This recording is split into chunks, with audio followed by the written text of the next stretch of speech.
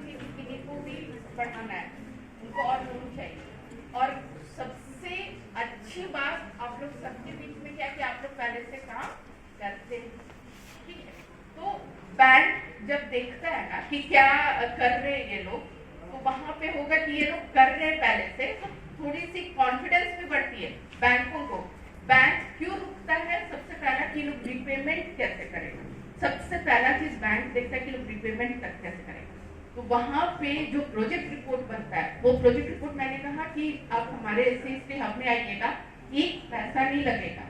जैसे किसी ने कहा कि वो प्रेजेंट नहीं कर पाए, कि प्रोजेक्ट रिपोर्ट नहीं बना पाए, क्योंकि अगर आप मार्केट में जाएंगे तो प्रोजेक्ट रिपोर्ट बनाने का कॉस्ट लगता है, 5,000 लगेगा, जो भी है जैसा आप बनाइएगा वैसे लगता है। तो अभी SC हब है, वो बोलता है कि एक पैसा नहीं लेंगे, आप आइए, आप सामने बैठिए। जो वहां बंदा है ना, जो प्रोजेक्ट रिपोर्ट बनाता है, वो उसको उसका जो क्राइटेरिया जिस बेसिस पे वो सेलेक्ट होता है, उसमें वो 5 साल का पहले से ही एक्सपीरियंस रहता है क्रेडिट सेक्शन में। यानी उसको प्रोजेक्ट रिपोर्ट कैसे बनना है और कैसे एक प्रोजेक्ट रिपोर्ट बना करके देना है, ये चीज उसको मालूम है। तो वो बंदा हमारे यहाँ बैठता है और उसको सिर्फ वर्ड इसलिए यूज करें क्योंकि उसका अपॉइंटमेंट ही SC हब में हुआ है, ना कि NSIC में।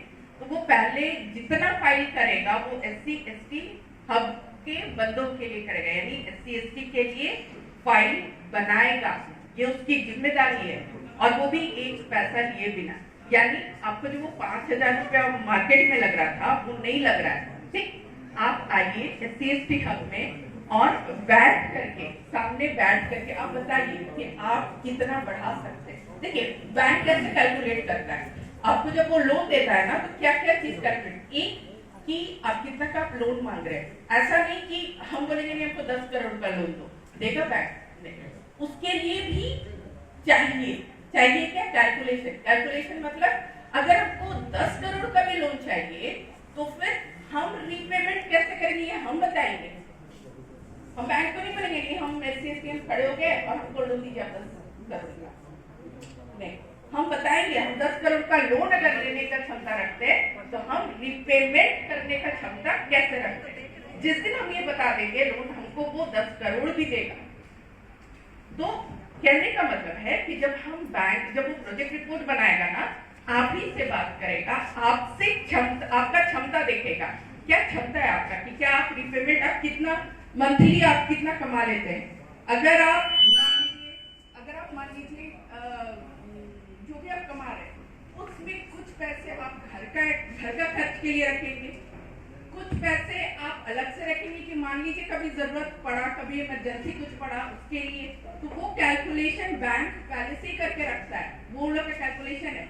वही कैलकुलेशन जो मेरा बंदा बैठता है SC हब में, जो बैंक रिपोर्ट बनाता है, वो कैलकुलेट करेगा आप ही को बैठा करके, आपको बताएगा कि देखिए आपका मंथली इनकम इतना है, आपका उसमें से घर खर्च इतना है, आपका जैसे मान लीजिए कोई दुकान है तो वो दुकान में बिजली का खर्च है, एक लेबर अगर आप रखे हैं तो लेबर का खर्च है, और अगर पानी वगैरह का कोई इस्तेमाल है पानी का खर्च है, जो भी वो कैलकुलेट करके पूरा बताएगा। और तब वो बताएगा कि आप अभी इतने का लोन भरिए, ये लोन भरिएगा तो आपको वो आसानी से मिलेगा। क्यों? क्योंकि बैंक जब देखेगा सारा प्रोजेक्ट रिपोर्ट तो वो कैलकुलेट कर सकता है कि हाँ आपका ये रीपेमेंट का क्षमता है ना, तो फिर वो लोन पास करेगा। मान लीजिए हम कहते हैं अभी हमको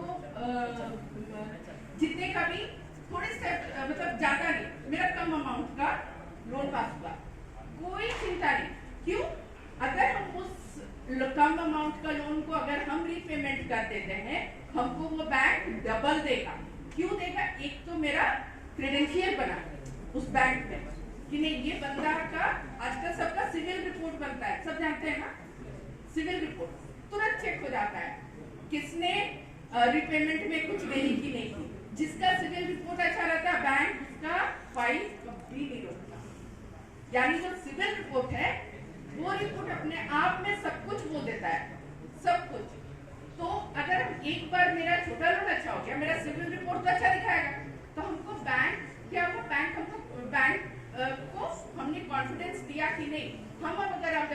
आप भरेंगे तो हमको ज्यादा मिलेगा, है ना।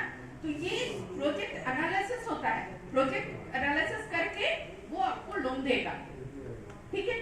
तो वो जो प्रोजेक्ट रिपोर्ट बनेगा वो हमारे यहाँ बनवा लीजिए, कोई पैसा नहीं लगना है, बना करके जो भी आपका नजदीकी बैंक है, जिसमें जैसे मान लीजिए आप लोग सब कोई काम करते हैं तो आप लोग का जहाँ पे अकाउंट चलता है, हम लोग सजेस्ट करते हैं कि वहीं पर आप सबसे पहले भेजिए। क्यों? क्योंकि आपका खाता वहाँ चलता है, तो वो आपके बारे में जानता है, तो वो लोन जो पास होगा वो लोन पास होने में बहुत आसानी होता है। तो तीन चीजें हैं जिसको सोच करके अगर आप आगे बढ़ेंगे तो वो लोन पास होगा। दूसरी चीज, अगर मान लीजिए जैसे आप मैन्युफैक्चरिंग में है, शर्ट का क्राफ्ट एप्लीकेशन में है, ठीक है, आपको मशीनरी चाहिए, ठीक है। SCST हब का एक स्कीम है जिसमें 25% का सब्सिडी है प्लांट एंड मशीनरी में। आप 1 करोड़ का लीजिए, आपका 25% का जो सब्सिडी है वो आपके खाते में आ जाएगा। तो 25% का सब्सिडी कम नहीं होता है एक प्लांट एंड मशीनरी के लिए, तो वो भी अवेल, ठीक है। तो क्या हुआ, आपने अपना मशीन भी खरीदा और 25% का सब्सिडी जो आपको आया वो सीधा आपका प्रिंसिपल हिट करके आएगा लोन का। तो जब प्रिंसिपल हिट करेगा तो अपने आप आपका EMI कम हो जाएगा, है ना। तो वो सब्सिडी बहुत इजीली भी अवेलेबल है। मतलब जब आप एप्लीकेशन देते हैं कि नहीं हमको मशीनरी बढ़ाना है या फिर किसी भी चीज का मशीनरी हमको बढ़ाना है, सिर्फ बड़ी मशीनरी नहीं, कोई भी मशीन आप खरीदना चाहते हैं, जैसे मान लीजिए हम धान का ही वो कूटने वाली मशीन ले, वो भी आप अप्लाई कीजिए। Special credit link capital subsidy scheme होता है, सबके पास मोबाइल है, सबको देख सकता है, अपने से देख सकता है ना। फेसबुक और व्हाट्सएप और क्या क्या है वो थोड़ा कम देख करके सब देखेंगे, है ना। तो special credit link capital subsidy scheme देखिए, वो जब आप देखेंगे उसमें सीधा होता है 25% का सब्सिडी आपके खाते में आता है, जो कि प्रिंसिपल हिट करेगा।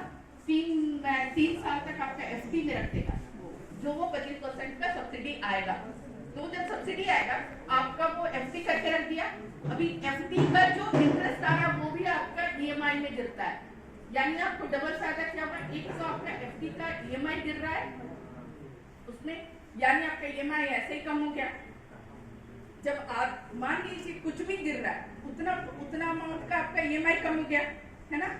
प्रिंसिपल में हिट कर गया, इसका मतलब क्या हुआ, आपका टोटल EMI भी कम हो गया। तो ये सारी स्कीम बने हुए जिसको कि आप इस्तेमाल कर सकते हैं अगर किसी को कोई मशीनरी खरीदना है, ठीक।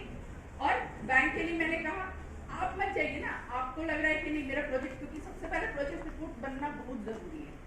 जब तक जैसे आप बता रहे हैं कि जब तक वो पेपर बोलता है, मेरा चेहरा भी नहीं बोलता है, किसी और का भी चेहरा कभी कुछ नहीं बोलता, कभी भी किसी भी ऑफिस में पेपर बोलता है, यानी पेपर मजबूत होना चाहिए, है ना।